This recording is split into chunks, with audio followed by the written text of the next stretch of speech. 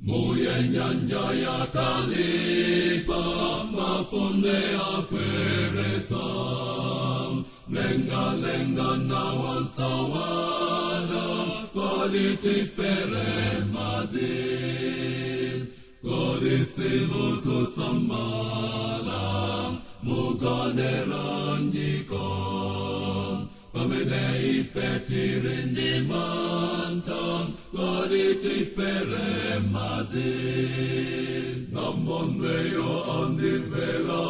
inen ngakale nyanja zikaliben ziwanda antum ngakale zinansom madhisanganize batomwinin nyanyanituna alimomwemom zonse zingonivera inen batandum zonse zingonivera inen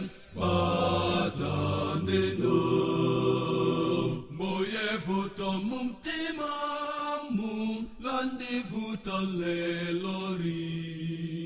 kuchirimika konsekwatam dipulumutsenitum kwekwe yotimoyo zunzam inditsirizitam damuka inen damuka mbuye zandipulumutseni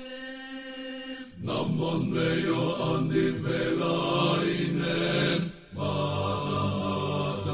batandum ngakale nyanja zikaliben ziwanda antum ngakale zinansom madhisanganize batomwinin nyanyanituna alimomwemom zonse zingonivera inen batandum zonse zingonivera inen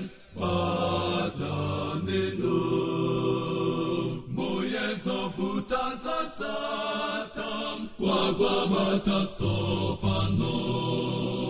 kwa walangati kalilole ngati nirikumama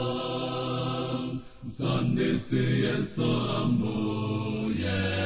dikale pamodzi